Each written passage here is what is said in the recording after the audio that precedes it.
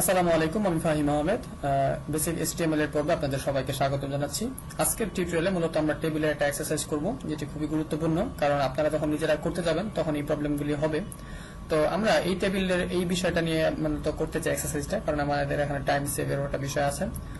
তো চলুন এটা আমরা করি এবং বোঝার চেষ্টা করি এটা আসলে কিভাবে করতে হয়। প্রবলেম সলভের চাইতে আসলে প্রবলেমটা বুঝে হচ্ছে আমার মনে হয় যে মেইন অবজেক্টিভ। তো এটা এই ক্ষেত্রে আমরা যে বিষয়টাতে আসতে চাই সেটা হচ্ছে, প্রথমত আমরা এই পুরো টেবিলটা আমরা যেভাবে দেখতেছি সেভাবে না চিন্তা করে এটা আসলে কিভাবে ছিল সেইভাবে আগে চিন্তা করি। তো আমি যদি এটাকে একটু গ্রাফ করি, এই জায়গা থেকে একটু যদি দেখি, তাহলে দেখবেন যে এটাকে আমরা এই জিনিসগুলো একটু জোড়া দিই। আগের টিউটোরিয়ালে আমি এরকম একটা বিষয় দেখিয়েছি। তো এইভাবে আসলে করতে হয়। তো সবগুলো আমরা জোড়া দেব এবং জোড়া দেওয়ার পরে মূলত আসলে বুঝতে পারবো যে এটার অরিজিনাল আমাদের কতগুলো রো কলাম লাগবে সেইগুলি। তো এটা খুবই সহজ একটা পদ্ধতি। এটা আমি হয়তো এখন এভাবে আঁকছি, আপনাদের আঁকা লাগবে না, আপনারা শুধু একটু হিসাব করে ফেললেই হবে। তো দেখেন, এই হচ্ছে আমাদের মূলত টেবিলটা। তাহলে এবার যদি আমরা একটু চিন্তা করি, দেখেন কি হলো। তাহলে 1, হ্যাঁ, এই হচ্ছে আমাদের 2 এবং এই হচ্ছে 3 এবং 4 এবং হচ্ছে 5, ওকে 5 এবং হচ্ছে এই 6। তাহলে 6 মূলত এখন 1 2 3 4 5 6 7।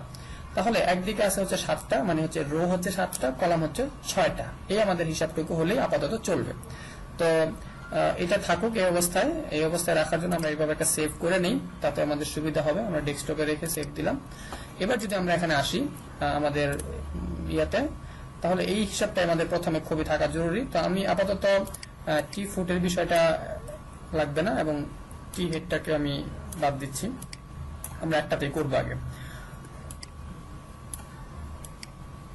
তো এগুলো আমাদের আগের টিউটোরিয়ালে ছিল। তো আমরা এই বিষয়গুলি হুবহুই করার চেষ্টা করব, এইভাবে থাকবে না। আমরা একটু দেখে নিই বিষয়গুলো আসলে কিভাবে আছে। তো এটা যদি আমাদের ছবিটা ওপেন করে নিই, তাহলে এটা মূলত একটা ক্লাস রুটিনের মতো করে করা। তো প্রথমে আমরা আগে এই জিনিসটা করি। আমি পুরো টেবিলটাই ফাঁকা করে ফেলি। এই তাহলে আমাদের প্রথমে যেটা লাগবে, আমাদের লাগবে 6টা কলাম। তাহলে এখানে হচ্ছে 1 2 3 4 5 এবং 6। তো এই হচ্ছে আমাদের 6টা কলাম এবং আমাদের রো লাগবে হচ্ছে 7টা। তো আমরা যদি একটু কমেন্ট করি, আমরা HTML এর কমেন্ট করতে শিখেছি।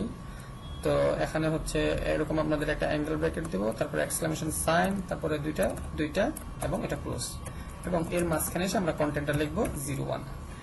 তো আমরা যদি এখানে আসে এবং কন্ট্রোল শিফট ডি, 1 2 3 4 5 6 7। তো সমস্যা নাই, এটা এই যে দেখেন আমি সিরিয়াল এখন ঠিক রাখবো। তো 2, এটা হচ্ছে আমাদের 3, এটা হচ্ছে 4 এবং 5 6 এবং 7। তো এই হচ্ছে আমরা যদি চিন্তা করে থাকি যে আমাদের এটা যেটা দরকার 1 2 3 4 5 6 এবং 1 2 3 4 5 6 7। ওকে ফাইন, তাহলে এটা ঠিক আছে। এবং আমরা যদি আমাদের সিস্টেমটাকে রিফ্রেশ করি, তাহলে এই বিষয়টা আমরা এরকম পাচ্ছি। তো আমরা এখানে একটা অ্যাট্রিবিউট ব্যবহার করতে পারি, সেটার নাম হচ্ছে টেবিলে, সেটা হচ্ছে আপনার সেল প্যাডিং, বা হ্যাঁ সেল প্যাডিং দিলেই হবে। আমরা আসলে এখানে জাস্ট 2 দিই, দেখি কি হয়। সেল প্যাডিংটা হচ্ছে ভিতরে একটু প্যাডিং পাবে, মানে জায়গা পাবে ভিতরের দিকে। হ্যাঁ, আরেকটা আছে হলো হচ্ছে সেল স্পেসিং, সেটা হচ্ছে মার্জিনের কাজ করে। তো ওটা আমরা দরকার নেই বা ওইদিকে আমরা যাবো না। এইগুলি আসলে আমরা মূলত CSS দিয়েই করি, তো এই জন্য আমি এইগুলোতে আসলে ওইভাবে গুরুত্ব দিচ্ছি না। ওকে, তো এখন আসেন আমরা এইদিকে যদি একটু আগাই, সেটা হচ্ছে আমাদের এটা আসলে অরিজিনালি কেমন ছিল সেটা একটু দেখি। যে পুরোটা জুড়ে একটা, তার মানে যতগুলি কলাম সবগুলি মিলে প্রথমটা একটা হয়ে যাবে। এটা হচ্ছে মেইন কাজ। তাহলে আমরা যে প্রথমটাতে যদি আসি, তাহলে এই একটাও থাকবে না, সবগুলো মিলে একটা হয়ে যাবে। তাহলে কয়টা ছিল মূলত সেটা আগে বলেন। 1 2 6টা ছিল। তো আমরা এখানে ভ্যালুটা কত দিব? অবশ্যই 6 দিব, এবং সেটার নাম হবে অল স্প্যান 6। দেখেন আমি কয়টা কাটতেছি, 1 2 3 4 5, পাঁচটা কাটতেছি, আর যার উপরে বসাইছি সে নিজে একটা। এই মূলত হচ্ছে আমার কল স্প্যানের ভ্যালু। এবার যদি আমরা এটাকে যাই এবং এখানে রিফ্রেশ করি, তাহলে দেখেন পুরোটা মিলে একটা হয়েছে। এবং এখানে যে ভ্যালুটা আছে, হ্যাঁ, টাইম টেবল, তো আমরা এখানে টাইম টেবল কথাটা লিখে দিই, তাহলে আস্তে আস্তে আমাদের সিস্টেমের সাথে মিলতে থাকবে। টাইম টেবল একটু ধৈর্য ধরে থাকতেই হবে, কারণ এই এক্সারসাইজগুলি আপনি যখন নিজে করবেন তখন খুবই ভালো লাগবে। এবারে গেল একটা বিষয়। এবার সেকেন্ড যে বিষয়টা আসুক, সেটা হচ্ছে সবগুলো রো মিলে কিন্তু একটা।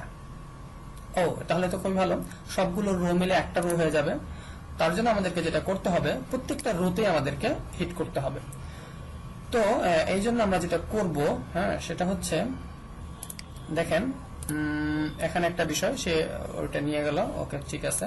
এখান থেকে আসুক, দ্বিতীয়টা থেকে, কারণ দেখেন এটা কিন্তু পুরোটাই, মানে যদি বিষয়টা এখানে লাগতো আর এটা এখান থেকে শুরু হতো, তখন আমি বুঝতাম যে হ্যাঁ এটা রোয়ের সাথে গেল, বাট কলাম কিন্তু একটা কম, কিন্তু না, এখানে কলাম সবগুলাই নিয়েছে, যেমন 1 2 3 4 5, নট 5 কলাম, কলামের দিক থেকে সে 6 কলাম পুরোটাই নিয়ে টাইম টেবল কথাটা লেখা। তো আমার উপরটা ঠিক আছে। আর এ কয়টাকে মার্চ করছে, এ করছে 1 2 3 4 5 6টাকে। মূলত রো ছিল 7টা, কিন্তু মার্চ করা হয়েছে 6টাকে। তার মানে বাদ গেল কোনটা? বাদ গেল এটা। সিম্পল। এবার আসুন আমি বাকি যে 6টা আছে, 6টা মিলে একটা রো তৈরি করব। তার মানে প্রত্যেকটা থেকে একটা একটা করে কমে যাবে। এই আমি 1 নাম্বারটা ফেলে দিলাম, এটার 1 নাম্বারটা ফেলে দিলাম, এটারও 1 নাম্বারটা ফেলে দিব, এটারও, এবং শেষ এইটার। সবগুলা থেকেই আমি একটা একটা করে রো এর একটা কলাম করে নিয়ে নিলাম। তার মানে এই যে একটা অংশ আমি কিন্তু ফেলে দিয়েছি। ফেলে দেওয়াতে জায়গাটা ফাঁকা হয়ে যাওয়ার কথা, কিন্তু আমি এটা ফাঁকা হইতে দেব না। আমি কি করব, এইটার মাধ্যমে আমি লিখবো হচ্ছে রো স্প্যান, এবং সেটাও 6। যদি তাই হয়, তাহলে আমরা রিফ্রেশ করি, তাহলে দেখেন এই পুরোটা মিলে কিন্তু একটা হয়ে গেল। আমরা এটা এই যে এখানে যে থ্রির জায়গাটা, এটাকে আমরা আর একটু বাড়াই, তাহলে বুঝতে সুবিধা হবে। হ্যাঁ, তো এটা কিন্তু আস্তে আস্তে হচ্ছে। তো এখানে কি লেখা আছে আমরা একটু দেখি, জাস্ট আওয়ার্স, HOURS, এটা লেখা আছে হচ্ছে এই জায়গাটাতে।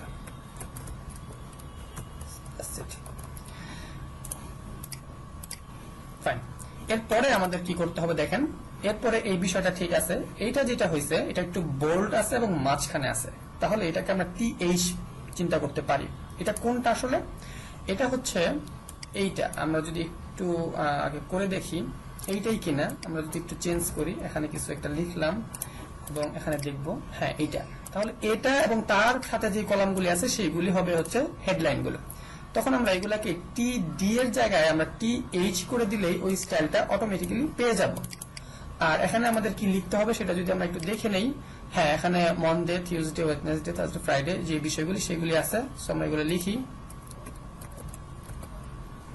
এবং এইগুলা সবগুলো আগে H করে নেই। আমি ভ্যালুটা চেঞ্জ করে ব্যাক করতেছি। তো দেখেন সবগুলো চেঞ্জ করা হয়ে গেছে। এখন যদি আমরা আমাদের সিস্টেমে যে রিফ্রেশ করি, তাহলে এই স্টাইলটা কিন্তু হয়ে গেল। তো আমাদের এই কলামটা শেষ। এরপরে জাস্ট কিছু ভ্যালু, ঠিক আছে, সায়েন্স, ম্যাথ, হিস্টোরি, তো সাবজেক্টের ভ্যালুগুলি।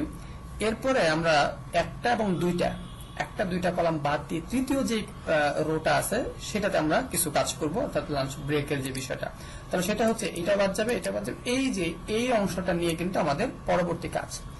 তো এটা বের করার জন্য আমরা যে দেখবো হচ্ছে এটা হচ্ছে 1 নাম্বার রো, 2 3, চতুর্থ যে রোটা সেটা। তাহলে এই 1 নাম্বার রো, 2 নাম্বার রো বাদ যাবে, 3 নাম্বার রো বাদ যাবে, এবং চতুর্থ এই রোটাতে এসে আমরা সবগুলা কলাম মিলে একটা কলাম করে দেব। তাহলে আমরা জানি কলাম কিভাবে মার্চ করতে হয়। সো লিখবো হচ্ছে কল স্প্যান, এবং এখানে কত লিখবো, ছিল কয়টা, 1টা 2টা 3টা 4টা 5টা ছিল, সো আমরা এখানে 5 লিখবো। আর একটা তো আগেই চলে গেছে। তো এটাকে আমরা এইভাবে একটু শেষ করে দেব। এখানে আমাদের কি লেখা আছে একটু দেখে নিন, লাঞ্চ, LUNCH। সো যদি সেভ দেই এবং রিফ্রেশ করি, তাহলে দেখেন লাঞ্চ। তাহলে এটাকেও যদি আমরা TH এর মধ্যে নিয়ে আসি, TD এর জায়গায় H দিয়ে দেই, তাহলে আমরা ওই স্টাইলটা অটোমেটিক্যালি পেয়ে গেলাম। তো আমাদের আর এক্সট্রা কিছু করতে হলো না।